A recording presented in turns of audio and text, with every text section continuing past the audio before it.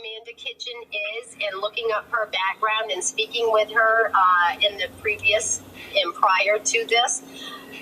Amanda Kitchen, I'm pretty sure she is not aware that she is still listed on defendant cases and that her defendants are being held up and violated by violation of due process under this discrepancy and administrative suspension. And that again would go back to the Guildhall Courthouse with Essex County judge, judicial misconduct, and misconduct, malicious prosecution, again, by the frivolous Vincent Iluzzi. So if you could look into that, we would greatly appreciate it.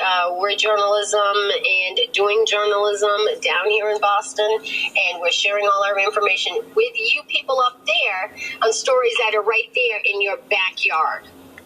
Okay. Can I just ask a couple of questions just in terms of, you mentioned you're doing journalism down there. Is there an outlet that you are working with? Yes, there is, and you can look it up. Their outlet is out of the state of Maine. Okay. Do you know what it's called? Yes, it's called HOWES, HOWES, for Justice 2024. Mm-hmm.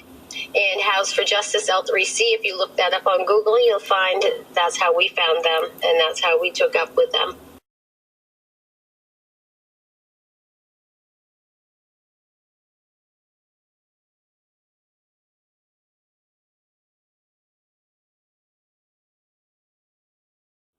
Okay. Are you okay if I take down a good name and phone number in case we have some more questions for you? Sure. Miss Crosson, the victim of this judicial misconduct, the lady that we spoke of, the Defender General's office is awarding her an attorney because she's the number one victim of violation. And so, yeah, that's the lady that her face was put out prematurely on the news claiming that she had warrants, and for anybody and everybody that may see her in or out of the state of Vermont to contact the Vermont State Troopers. Now, along with that, we have contacted and we've had great conversation with multiple people in her area. And I just hope her car has been vandalized. Her husband, that was an imposter scam artist, is also involved in all of this. His name is William Eugene Asher, and you can contact Caledonia Record News and get that information. William Eugene Asher is actually a con man scam artist, and he floats about New England under false names and identities.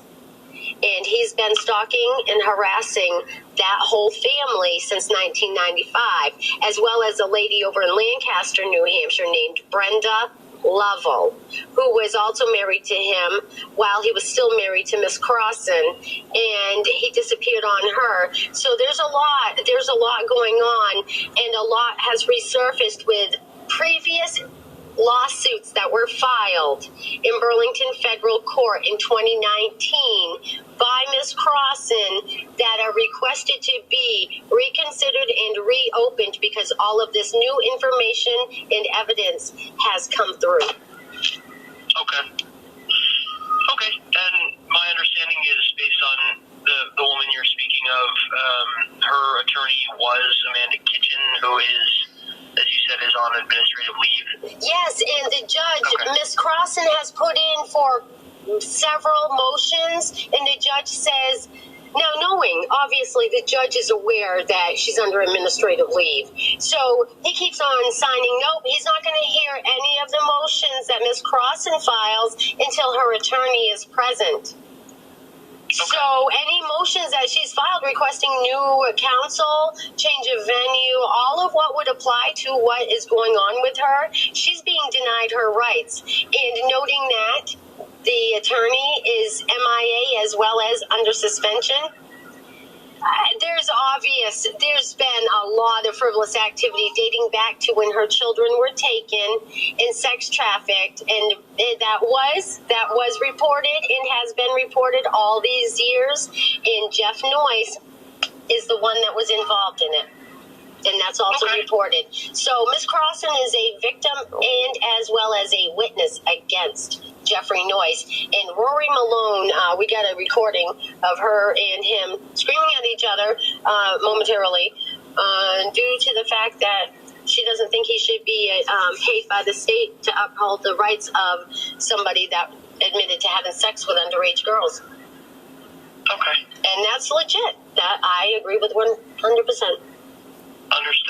All right. Well, I've got the information you provided. I've got your name and phone number in case we have some more questions. I'll get it typed up and sent out to our folks. I appreciate you. Thank you. Yeah, no problem. Thanks for calling. Yes. Have a